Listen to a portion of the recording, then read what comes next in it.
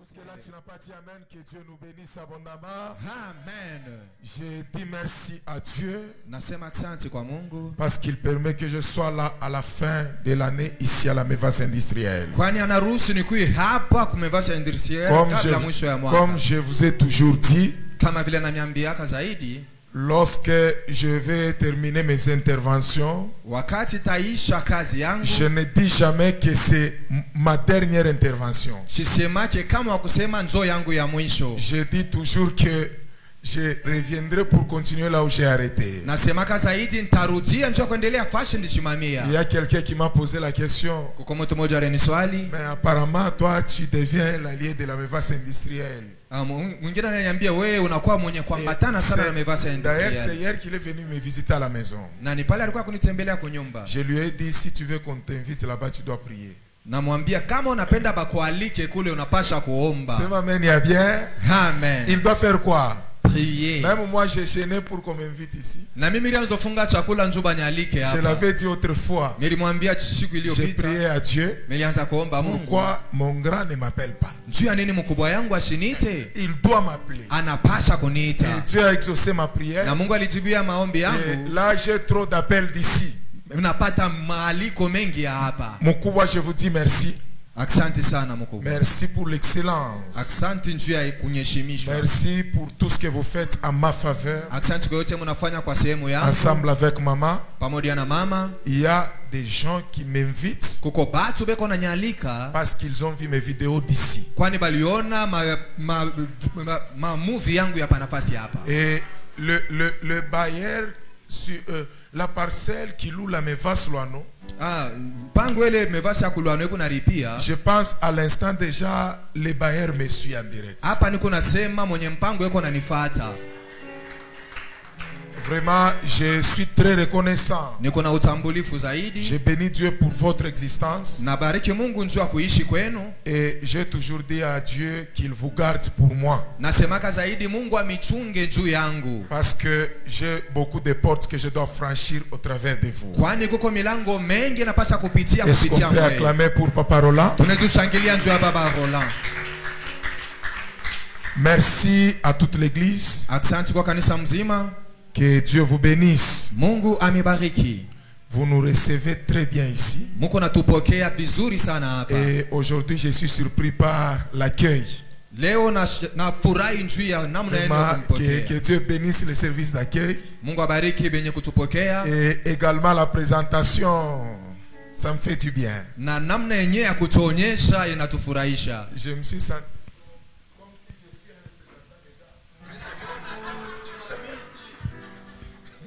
c'est ma main, il y a bien. Amina. Tu sais pourquoi j'ai levé le micro? Pour qu'on n'entende pas de l'autre côté. Que Dieu vous bénisse abondamment. Amen. Je suis très content de vous présenter l'homme de Dieu. On a grandi ensemble dans la chorale. On chantait Kano avec lui. Et aujourd'hui, Dieu nous a fait grâce. Lui, il est berger avec une paroisse de l'île de Patmos du côté Kisanga. Et moi je suis berger à la paroisse Mevas Loano. Et c'est comme ça qu'on a grandi. Et il m'a dit qu'il viendra me suivre en présentiel. Et je lui ai dit quand tu seras là, je vais profiter de ta grâce d'interprétation. Question pour moi de reposer aussi maman. Ni kwangu tena kwa kumnyonyesha mama. Non, de la faire reposer parce qu'elle a beaucoup travaillé. Mama pumzike yeko njoo anatumika sana. Que Dieu bénisse la Mevas industrielle. Amen. Mungu abariki. Est-ce que la Mevas industrielle peut acclamer pour la gloire de Dieu? Wote tunazoshangilia njoo utukufu wa Mungu. Alors, j'ai peu de temps aujourd'hui. Parce que j'ai trouvé déjà l'une des parties de ma prédication en train d'être exploitée. Et je bénis Dieu pour le même esprit. Et j'ai comme l'impression que l'année qui vient là, toi tu seras le premier à témoigner. Celui qui n'a pas dit amen peut dire amen. Non, j'ai dit tu seras le premier à témoigner dans l'an 2026. Amen. Ce que tu n'as pas eu au courant de cette année, rassure-toi que vaut mieux la fin d'une chose. Ce n'est pas pour rien Dieu permet que nous puissions revenir à la fin. Donc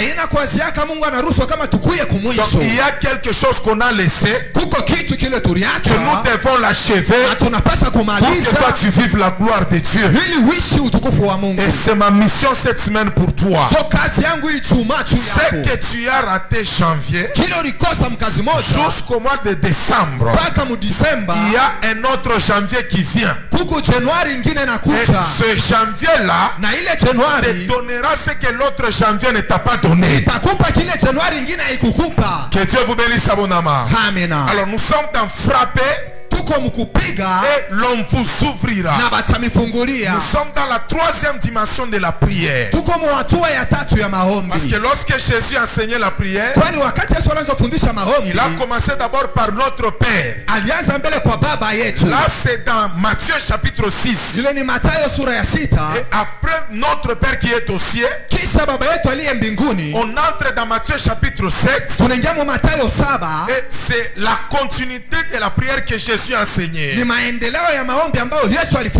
quand vous regardez cette prière, nous sommes déjà dans sa troisième partie. La première partie de cette prière, c'est la prière qui commence par demander. Et la deuxième partie, c'est la Bible dit chercher. Et la troisième partie, c'est frapper. C'est le thème que nous exploitons. On vous ouvrira. Et quand on dit on ouvrira, c'est un problème de la porte. Parce qu'il n'y a que la porte qu'on peut ouvrir. Que Dieu vous bénisse abondamment. Et en parlant de la porte, je vais parler sur 4 choses aujourd'hui. La première des choses, pour ceux qui écrivent et ceux qui nous suivent, la vie physique et spirituelle est faite ou sont faites des portes. Amen. Est-ce que quelqu'un comprend la première des choses? La vie physique et spirituelle sont faites des portes. Parce que la troisième dimension de Matthieu chapitre 7 verset 7, ça parle du verbe ouvrir. Et on peut ouvrir que 2 choses. Soit la porte, soit une fenêtre. Ce sont ces 2 choses-là qui s'appliquent avec le verbe ouvrir. Et quand vous lisez dans d'autres versets, surtout dans parole de vie, parole de vie, la Bible dit ceci: frappez à la porte et on vous ouvrira. Cela veut dire la troisième dimension.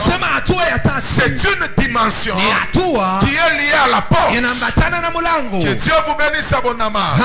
Alors j'ai dit la première des choses, c'est que la vie physique et spirituelle sont faites des portes. C'est lui qui veut accéder dans une dimension ou dans une autre doit chercher à découvrir quelle est la dimension de la porte qu'il veut franchir. Est-ce que cette porte-là est-elle physique ou elle est spirituelle? Que Dieu vous bénisse abondamment. Amen. C'est comme quand tu es venu dans l'église. Pour que tu sois là où tu es. Tu as franchi une porte qui t'a permis de quitter l'extérieur pour l'intérieur. Même moi également.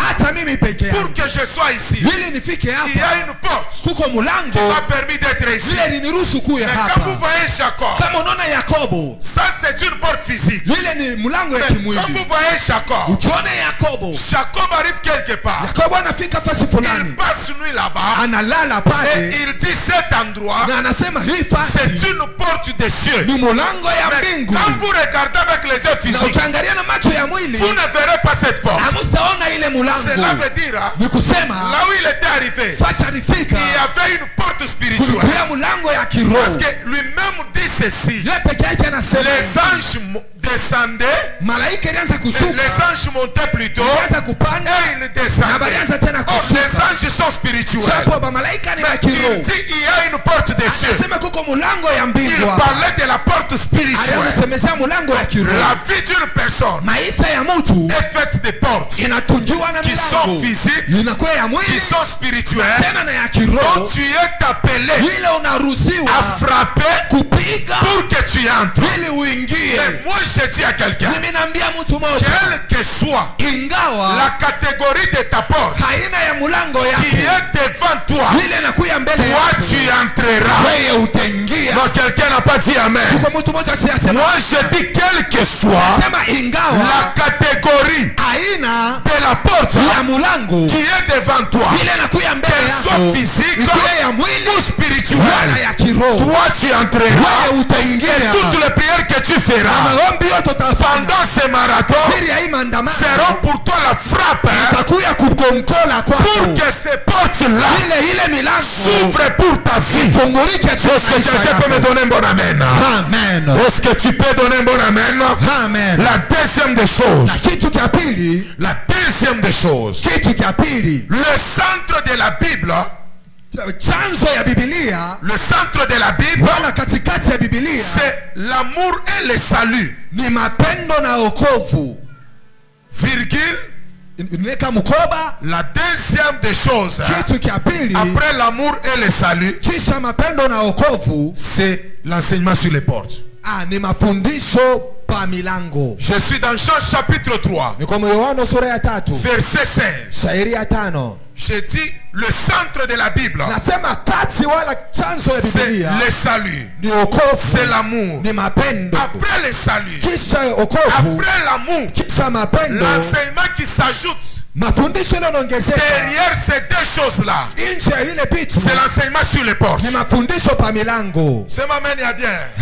Jean chapitre 3, le 16e verset. La Bible dit ceci: car Dieu a tant aimé le monde, c'est l'amour, qu'il a donné son fils aîné, afin que quiconque croit en lui ne périsse point, mais qu'il ait la vie éternelle. C'est le salut. Mais pour entrer là-bas, il y a un autre enseignement qui t'attend. C'est l'enseignement des portes. Parce que Jésus lui-même a dit, grande est la route qui mène vers la perdition, mais étroite est la porte qui mène vers le salut. Cela veut dire après l'amour, après le salut, il y a un enseignement qui intervient. C'est l'enseignement sur le porte.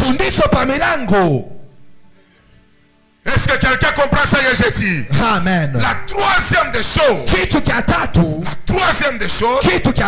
vous ai dit, je ne traîne pas aujourd'hui, mais demain je vais entrer en profondeur. De tout ce que je vous parle constitue mon introduction. La troisième des choses, toutes les portes ne s'ouvrent pas de la même manière. Je vous ai dit frapper et l'on vous ouvrira. C'est un problème de porte. Et ce que tu dois savoir, dans la troisième dimension, toutes les portes ne s'ouvrent pas de la même manière. C'est ma manière de connaître Mambo. La Bible nous présente Jéricho. La Bible dit Jéricho était barricadé.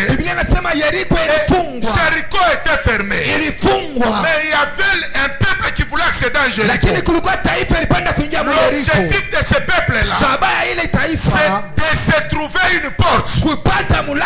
C'est ma manière bien. L'objectif de ce peuple-là, c'était de se trouver une porte. Alléluia. Alléluia. Or quand vous êtes à Jéricho, vous allez trouver une porte. Mais cette porte-là ne vous demande pas de frapper. Ne vous demande pas de l'ouvrir. Elle a besoin de vos chants. C'est ma manière bien. Elle a besoin de vos chants. Cela veut dire toutes les portes existent, mais elles ne s'ouvrent pas de la même manière.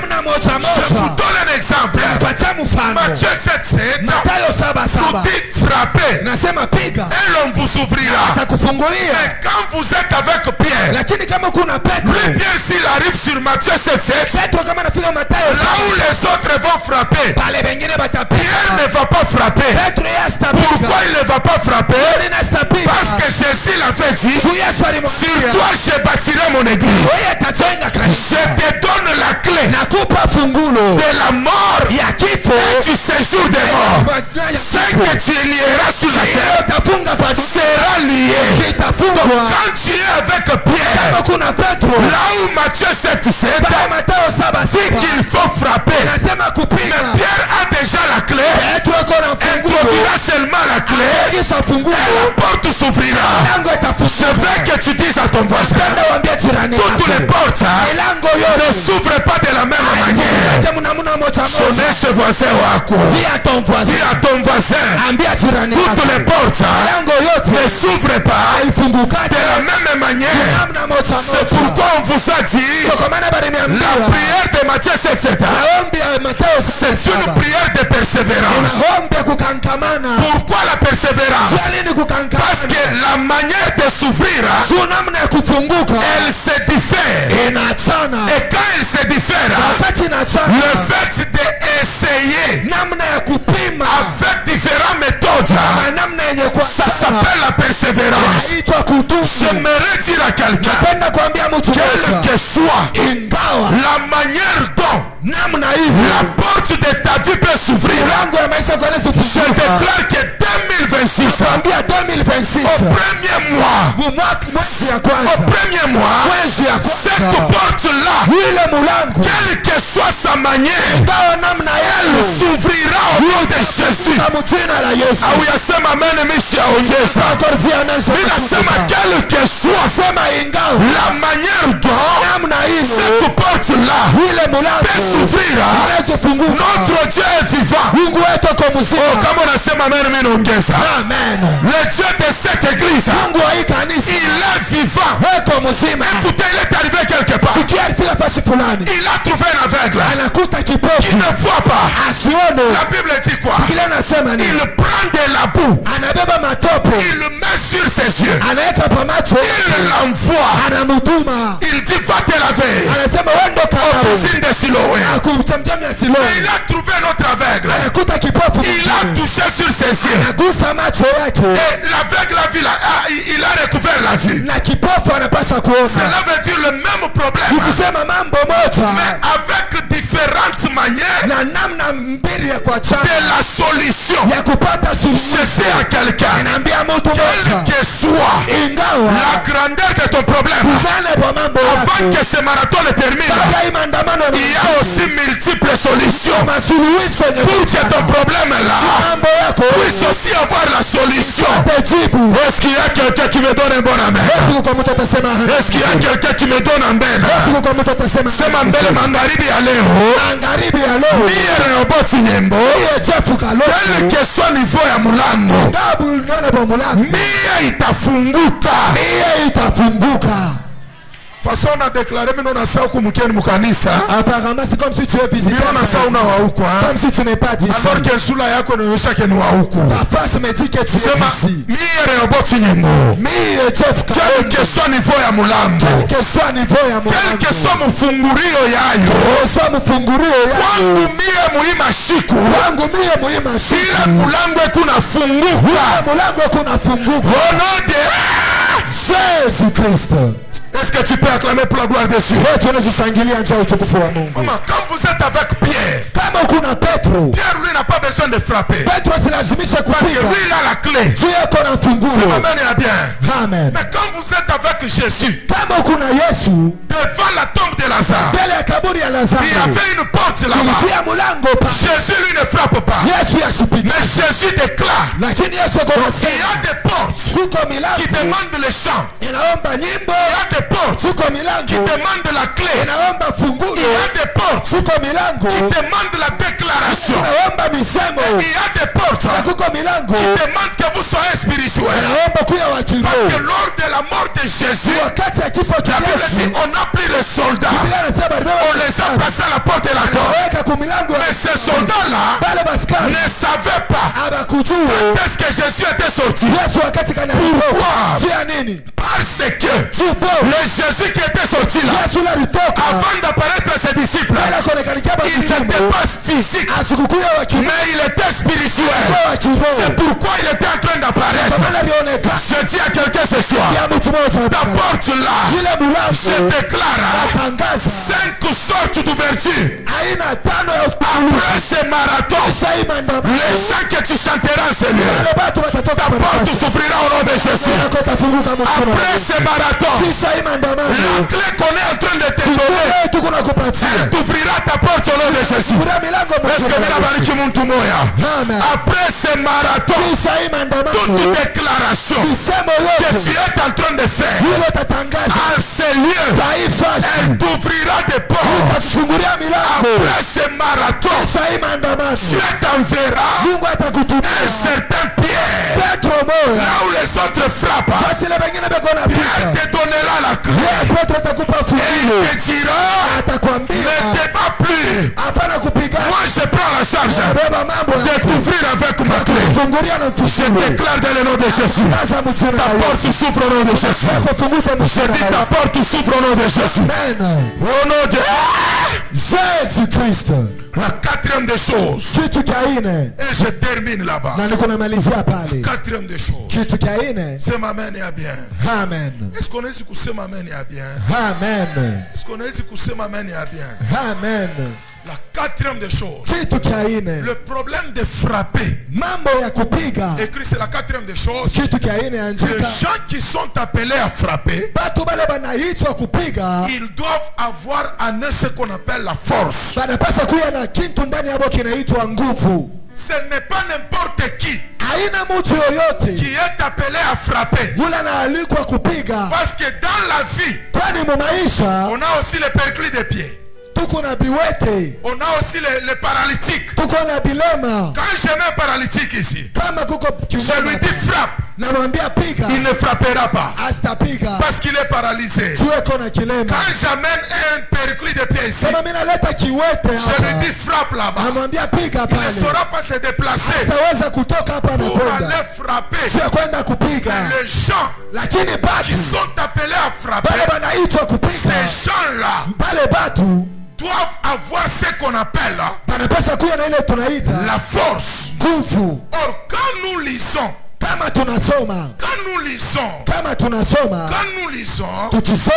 dans dans Psaume chapitre 18, Zaburi sura ya 19, le 35e verset, sura yake ya 35, la Bible dit ceci: Biblia inasema hivi, tu exerces mes mains au combat. uko natumikisha mikono yangu muvita. Tu exerces mes mains au combat. Unatumia mikono yangu muvita. Pourquoi on t'exerce au combat? Kwa nini bana kutumia muvita? Parce qu'on sait que tunajua kama il y a des choses kuko vitu sur lesquelles lorsque tu te présentes, wakati elle unajitoa te demande de frapper. inakuomba kupiga. Or tu ne sauras pas te frapper Hausaweza kupiga si tu n'étais pas exercé à la frappe. kama ukujikaze mkupiga. Est-ce que quelqu'un comprend ce que je dis? Eti kuko mtu anaelewa kile Est-ce que nasema? quelqu'un comprend ce que je Eti dis? kuko mtu anaelewa Tu kile ne nasema? sauras pas frapper Hausaweza si tu kupiga n'as pas été exercé kama ukufundishiwe à la frappe. ya kupiga. Raison pour laquelle la plupart des policiers, Kwa maana kati ya baskari pour mengi qu'on les envoie chez les M23, tuba batume kuvita il y a d'abord un endroit beko nafasi réservé pour l'exercice, ile bana bafundishiaka afin que là où ils vont partir, chukule qu'ils batenda sachent comment frapper. ajue kupiga Alors mzuri. Soma Zaburi savait que Matthieu 7:7 sera là. ilijua kama Mathayo 7:7 itakuja. Il savait que Matthieu 7:7 sera Ilijua là. kama Mathayo 7:7 Alors itakuja. avant que Matthieu 7:7 n'arrive, Kabla Mathayo il ifike y a une catégorie de personnes kuko aina ya watu que je dois d'abord les exercer au combat, na unapaswa fundisha kuvita pour que lorsqu'ils arriveront dans Matthieu 7, wakati watafika kwa Mathayo que 7 le combat là ile bukomvi ne puisse pas les compliquer. isibavurushe. Alors tous les marathons Maandamano yote que tu as eu à passer iloripitisha cette année depuis janvier, kadiri ya hii mwaka c'était pour toi un exercice ilikuwa namna yako ya kujifunza au combat. muvita. Et aujourd'hui là, Leo tu te retrouves maintenant unajikuta là où il faut frapper. fasi ile inabidi Et je kushika. dis à quelqu'un, Ninaambia mtu tu ne mmoja vas pas échouer. hautashinda. Je dis tu n'échoueras pas Nasema parce hautashinda. que tu as déjà exercé Tuusha au kufundishiwa combat. Mais kubukomvi. je dis la quatrième des choses, Nasema kitu kia les ile gens qui doivent frapper, batu bale banapaswa ils piga doivent incarner la force. banapaswa kuya na nguvu ndani yapo. Actes des apôtres, Matendo ya Mitume chapitre 10, sura ya 10 le 38e verset. shairi ya 39. Je termine par ce verset. Namalizia pa ile Actes shairi. des apôtres, Tendo la Mitume chapitre 10, sura ya 10 le 38e verset. shairi ya La Bible 39. dit ceci: Biblia inasema Dieu l'a oint Mungu anampaka du mafuta Saint-Esprit. kwa Roho Vous Mtakatifu. savez comment Dieu Mnajua vile a Mungu oint du Saint-Esprit. alimpaka kupitia Roho Et Mtakatifu de quoi encore? na nini tena? Et de force. Na nguvu. Je vous ai dit la quatrième des choses. Niambia kitu cha Les ile. gens qui sont appelés à frapper, Watu wale banaitwa ils kupiga doivent avoir la force. banapasha kuya na Ils nguvu. doivent être forts. Banapasha kuya na Or, nguvu. pour être fort, Si ya kuya na pour nguvu, avoir la force, si ya kupata nguvu, tu as besoin unalazimisha d'une onction de force. upako ya C'est nguvu. pourquoi je dis à Kwa quelqu'un, maana mimi naambia mtu en mmoja, terminant ici, tumalizia hapa pour te dire que sio kukwambia ce soir, magharibi ya leo, reçois l'onction. pokea upako, Reçois l'onction. pokea upako, Pas de devenir faible. hapana tu kuwa mzaifu, Reçois l'onction. pokea Pas upako, d'être naïf. hapana tu kuwa Mais wabune, cette église lakini kanisa est en train de recevoir unapokea l'onction de devenir fort. upako ya kuya na nguvu. Amina unasema unishikie. Babi ya kompi Ninasema cette église nasema hii est kanisa en train de recevoir huku unapokea l'onction upako de devenir fort. ya kuya na Je nguvu. dis à quelqu'un ce soir, Bia mtu en terminant mmoja mon intervention, kumalizia cette année qui commence, hii mwaka kunaanza, toi et ta maison, wewe na nyumba je yako. te dis toi Nasema et wewe ta maison, na nyumba vous yako ne serez pas faibles. amusakuwa Donc basaifu. je dis toi Nasema et wewe ta famille, na jamaa vous yako ne serez pas faibles. amusakuwa basaifu. Pourquoi? Parce que ce soir, Juu magharibi ya le leo Dieu de cet homme, Mungu wa huyu le mtu, Dieu de cette église, Mungu wa hii il kanisa va déverser atakumanyia sur ta vie kwa maisha yako l'onction, upako, pas d'être faible, hapana kuwa mais mzaifu, l'onction lakini upako d'être fort ya kuya na pour nguvu, que tu saches comment frapper. Je lève ma main droite sur toi, sur ton mari, sur ton enfant, sur tes enfants, sur ton fiancé. Que Dieu vous déverse l'onction. Je dis bien l'onction de devenir fort. La Bible dit ceci, que les faibles disent, je suis comment, je suis comment. Pourquoi être fort? Parce que sur eux, sur ces faibles là, Dieu va déverser l'onction de la force. J'ai compris dans le livre de 2 Samuel chapitre 3 à partir du premier verset, la Bible dit ceci: la maison de Saïl partait en s'affaiblissant, mais la maison de David partait, montait de plus en plus, devenant de plus en plus fort. Or toi et moi, nous ne sommes pas de la tribu de Saïl. Est-ce que quelqu'un comprend? Toi et moi, nous ne sommes pas de la tribu de Saïl. La tribu des gens qui deviennent faibles. Toi et moi, nous sommes la génération de David. C'est pourquoi Bartimée a compris pour qu'il ait l'ouverture de la porte de ses yeux. Il a dit fils de David. Pourquoi fils de David? Parce que la génération de David, c'est la génération des gens qui ont reçu l'onction de devenir de plus en plus fort. Je dis à quelqu'un, à partir de ce soir, plus en plus, toi tu deviendras fort. Il a déclaré à partir de aller.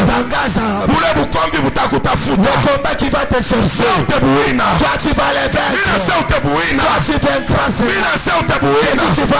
Parce que sur toi, le Dieu de cet homme, il te donne l'onction de la force. Vous savez comment Dieu a oint du Saint-Esprit et de force. La force, c'est un problème aussi de l'onction. Ma famille, makashi yako, masomo yako, reçois l'onction de la force. Reçois l'onction de la force. Reçois l'onction de la force. Reçois l'onction de la force. Tiens-toi debout là où tu es. Tiens-toi debout là où tu es. Oh mon Dieu. Oh mon Dieu. Dieu te oint. Mungu anakupaka une onction de force ya nguvu. Vous savez comment Munajua namna Dieu a oint Mungu alipaka du Saint-Esprit kupitia Roho Mtakatifu de force na nguvu. C'est Jésus. Yes. Alors je dis à quelqu'un, ninaambia mtu mmoja, prière que nous allons faire, maombi tutafanya, c'est que Dieu Mungu nous oigne d'une onction atupakae mafuta de force ya nguvu. C'est ma bien. Amen. Lorsque l'onction de la force est sur toi, là où les autres échouent, toi tu réussiras. Pourquoi? Parce que l'onction de la force est sur toi. Tu ne sais pas comment David petit qui a battu un Goliath, là où les Chilou bâti pourquoi un petit peut frapper un Kafiondo, un Kafiata? Parce que sur ces petits-là, physiquement il était petit, spirituellement Dieu l'avait déjà oint d'une onction de force. Toi aussi, malgré Goliath, Dieu t'a déjà oint d'une onction de force. Malgré le célibat, Dieu t'a déjà oint d'une onction de force. Élève ta voix, tu vas prier, tu vas dire à Dieu, ouais moi, d'une onction de force. Là où soucier, élève ta voix plus haut de Jésus dans Jésus.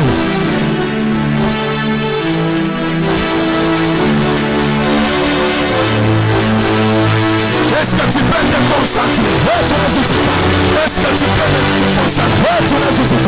Est-ce que tu peux te concentrer?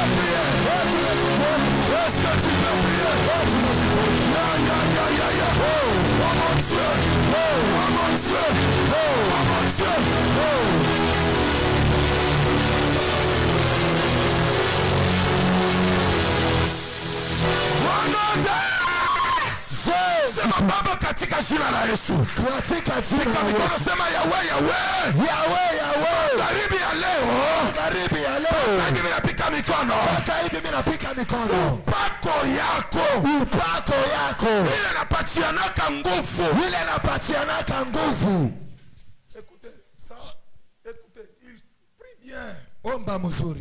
Un jour, bon, il y avait des serviteurs qui travaillaient. Ils étaient assis. Ils ont commencé un marathon de 21 jours. Ils ont travaillé pendant 20 jours. Et le 21e jour, on m'a appelé. J'avais travaillé ce jour-là. Ils m'ont suivi pour me dire, finalement tu fais quoi? Je les ai dit, j'ai déjà demandé une catégorie de l'onction.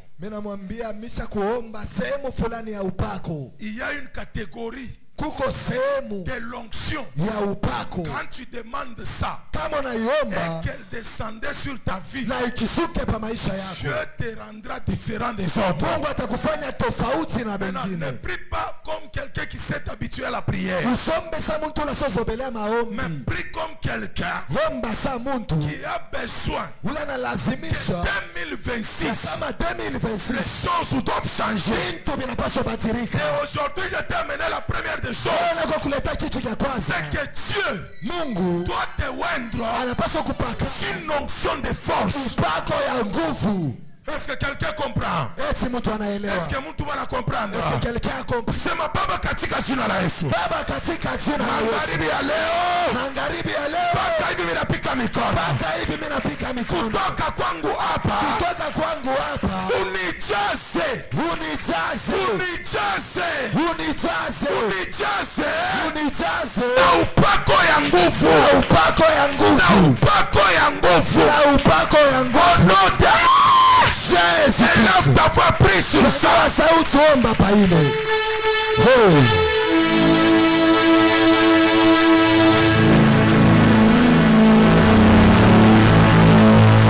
Est-ce que tu peux prier? Tu vas y comprendre.